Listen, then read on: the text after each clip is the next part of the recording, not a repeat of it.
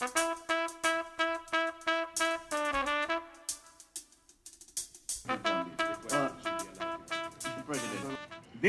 is about corruption. Corruption committed right in this hall.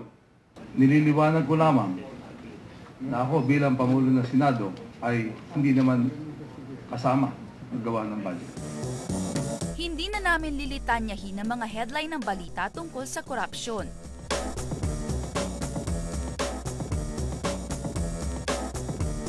Nakakaumay na ngang pakinggan yung mga scam mula fertilizer, baboy hanggang kalsada, pati nga korte kasama na. Pero dito sa atin, ang simpleng korupsyon, nandiyan lang mismo sa mga sulok-sulok lang. Hindi mo tuloy alam kung dekorasyon lang ang mga babalang ito o pang-asar lang. Example number 1, kung nakumpiska ang lisensya mo, ang sagot sa tanong na who you gonna call? Well, it's Ronnie. Kasing haba na ng termino ng 4 na presidente ang itinanggal niya sa kanyang trabaho. Hindi siya empleyado ng gobyerno, pero sa dami ng kakilala raw niya sa loob, ang lisensyang nakumpiska, 1 oras lang ang usapan. Yun nga lang parang palo-sebo ito. Kailangan ni Ronnie ng matinding padulas. Pag walang usap na, basta ibigay mo na gano'n, alam mo na yun, siyempre, hindi ka na magsalita. Pag isama mo, natural na naman yan. Pero kung ano na, 50-50 lang, natural lang, pansigarilyo lang, gano'n lang naman yan, di ba? Medyo shy si Ronnie na sabihin kung ang panigarilyong hinihingi niya ay pang 1 stick o 1 kahon na Blue Seal. Ang malinaw lang, pagkatapos ng araw, everybody happy. Nasanayan ko na kasi ito bata pa ako Noong time na nung binata pa ako, dito na ako. Po. Kahit pa paano naman nakapag-aral din mga anak ko. Runner naman ang tawag kay Lourdes. Hindi siya mabilis tumakbo, pero matuling siyang trumabaho. Sa drug testing center, runner si Lourdes. Siya nagpa-fast break ng resulta. Sa kada 300 pesos sa drug testing fee, 50 ang kanya. Wala pa dyan ng tip.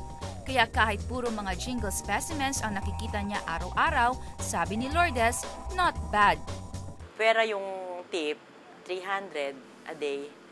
Pero pag binuenas, may tip, magiging 800, 500 yung tip. Kung hindi ka kumikita dito, hindi ka naman magtsatsaga, hindi ka magtatagal. Sabi ng gobyerno, iligal at bawal ang mga fixer. Sila kasi ang unang anyo ng korupsyon. Pero sagot ng mga Pinoy na nakausap namin, so what? Para mapadali, tsaka kung mabigat ang violation nila, napapagang ng sa fixer. Hindi na lang yung isang pintuan sa bintana, isang way na lang. Sa kanila, ang dami. Dami mang paikot-ikot. Kaya yung iba sa fixer lumalapit, mas mabilis.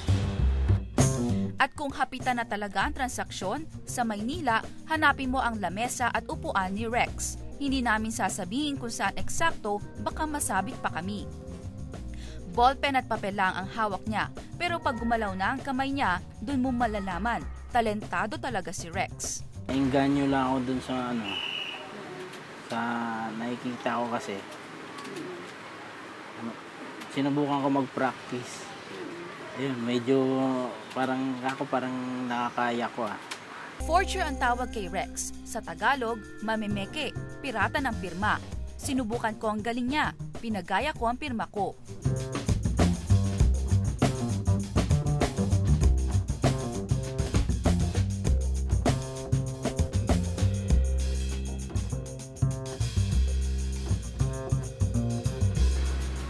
Ayan, tapos na. Pagkatapos ng ilang gaya ng pirma ay makikita nyo na halos walang pinagkaiba dito sa aking original na pirma, doon sa pirma naman ni Kuya Rex.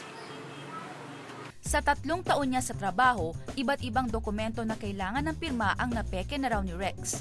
Bawal nga lang ang picture sa mga contract signing niya.